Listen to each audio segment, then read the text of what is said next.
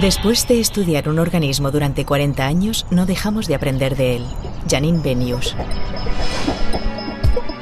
Cuanto más los observamos, más nos damos cuenta de lo poco que sabemos de ellos y de las artimañas que emplean para sortear los obstáculos y sobrevivir.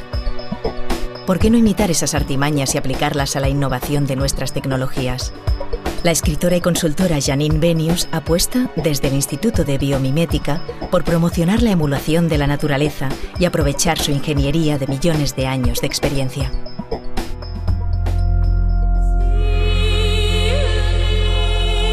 Nos creemos perfectos, inteligentes. Pensamos que somos capaces de cualquier cosa. Quisimos volar, atravesar mares y océanos, descubrir nuevos mundos, ir a la luna, crear nuevos seres. Y lo conseguimos. Pero lo único que hemos hecho ha sido copiar. Desde que existimos, hemos observado el mundo que nos rodea, la naturaleza, las plantas, los animales. Lo hemos analizado detenidamente, lo hemos diseccionado, hemos intentado entender su funcionamiento, su mecanismo, y hemos querido imitarlo. Aunque aún nos queda mucho por aprender. Pero si apenas sabemos cómo funciona nuestro cerebro, nuestras células, ni de qué está hecha la materia, y hasta los seres más pequeños continúan albergando claves y mensajes que aún no hemos sabido descifrar. Los microorganismos hicieron el mayor descubrimiento de toda la historia de la ciencia. Hace 2000 millones de años, la vida estaba a punto de desaparecer de la Tierra. Los organismos que entonces se depredaban unos a otros inventaron la fotosíntesis, un proceso por el que podían vivir del aire, sin depredar. Y de ahí las plantas pudieron después obtener la energía del sol. Increíble, ¿no? Estaría bien poder inventarnos algo similar. Lo probamos. Y muchas veces nos equivocamos. Y construimos máquinas con las que intentamos arreglar los desperfectos que causan nuestras acciones. Y nos lamentamos de todo el daño que le hacemos a la naturaleza. Hay que ver, con lo mucho que nos da y nosotros a cambio. Pero no nos engañemos. Somos insignificantes a su lado. Por mucho que le hagamos, sabe aprovechar sus recursos mejor de lo que nosotros lo hacemos. Sabe curar sus heridas, hacerse remiendos, y nos sobrevivirá. Quizás no de la forma que nosotros necesitamos para existir, aunque en el fondo es normal, porque los seres humanos acabamos de llegar, y somos tan solo una más entre los millones de especies que han aterrizado sobre el planeta y que han acabado por desaparecer.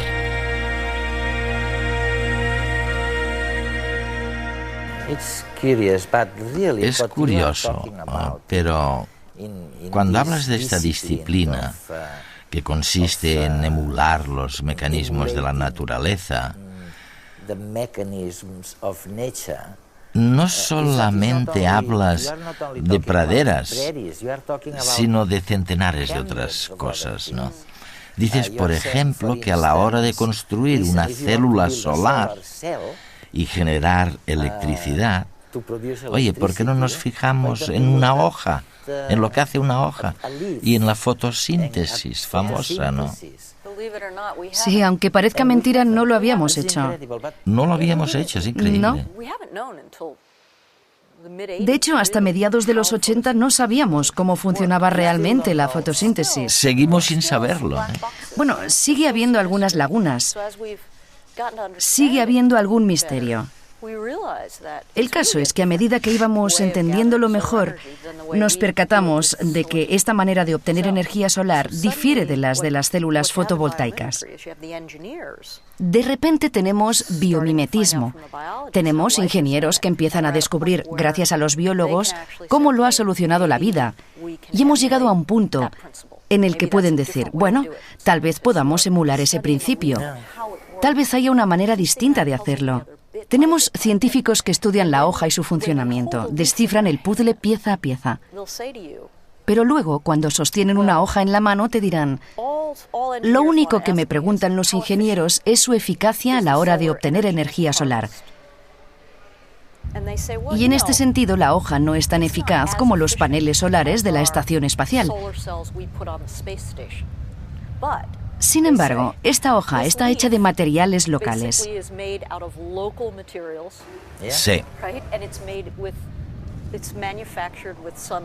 Se basa en la luz del sol, pero hace mucho más que capturar luz solar. También se encarga de la protección frente a plagas. Es un radiador de calor. Distribuye fluidos de la forma más adecuada matemáticamente de distribuir fluidos en un esquema de ramas. Cuando azota el viento, la hoja se contrae formando un cilindro. ¿Lo has visto alguna vez? Sí. Forman una especie de espiral para que el viento fluya sin fricciones.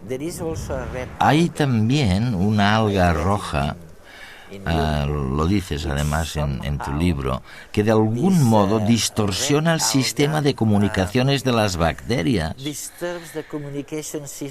para que no puedan posarse en un lugar concreto.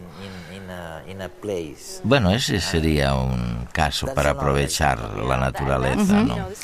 Esto es algo que hemos aprendido hace relativamente poco, que las bacterias se comunican constantemente entre sí.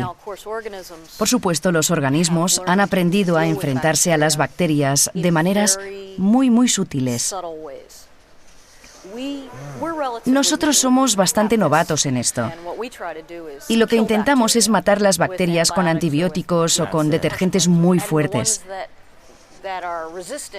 Las que son resistentes al fármaco, al antibiótico, se vuelven más fuertes y surge entonces la resistencia antibiótica. Pero existen algunas algas rojas en la costa australiana. Peter Steinberg, un biólogo marino, estaba haciendo submarinismo un día y observó a su alrededor. Lo que pasaba era que el alga liberaba una sustancia en el agua marina que interfería en la comunicación de las bacterias. Porque éstas se comunican entre sí para decidir dónde ir. Pongamos que una bacteria está flotando y aterriza en una superficie. Si comprueba que es una buena superficie, empezará a comunicarse químicamente con otras bacterias que a su vez se posarán sobre el lugar e iniciarán lo que se denomina percepción de quórum. Por tanto, se comunican continuamente y cuando su número es suficiente, un quórum, empiezan a formar una capa, un biofilm, y activan su sentido de señalización. En un hospital, las bacterias pueden formar un biofilm en una superficie, como la cama del hospital o cualquier zona húmeda, y allí es donde las bacterias serán peligrosas.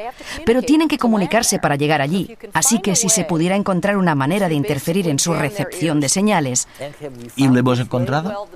Pues bien, lo que utilizan estas algas rojas se llama furanona y ya se ha imitado.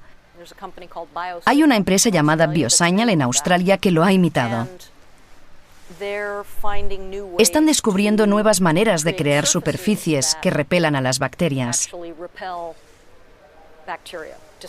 Rompan las biopelículas y eviten que las bacterias las formen. Se calcula que en el año 2050 la mitad de la población mundial se concentrará en las ciudades. Serán grandes metrópolis superpobladas que necesitarán cantidades ingentes de recursos energéticos.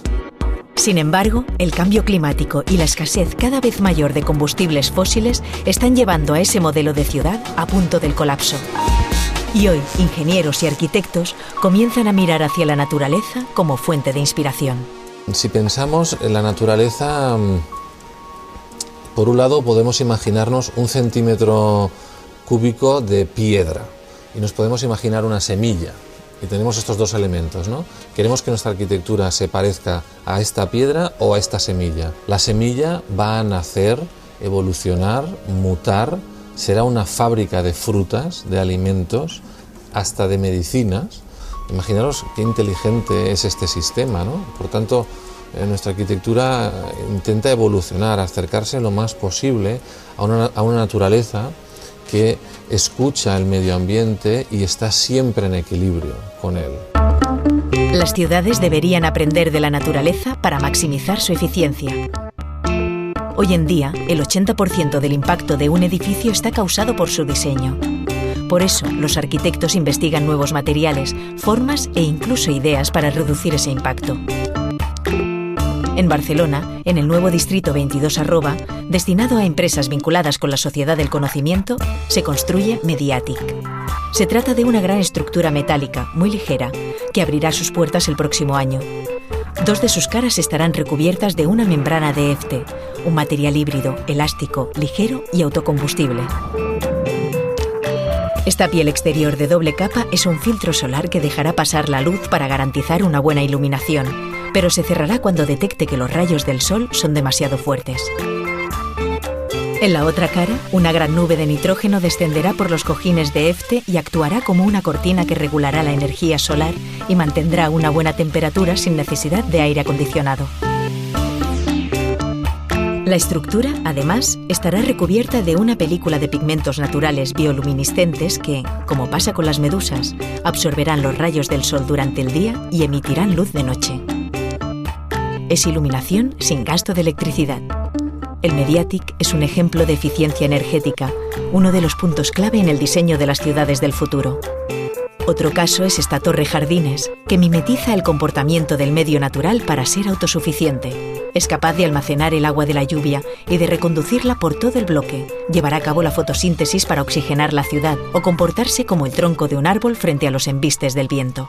Otro ejemplo son las fachadas verdes. Sustituimos el muro, los muros opacos de los edificios y los sustituimos por varias capas ligeras, una de las cuales es una vegetación. Una vegetación adecuada que permite que,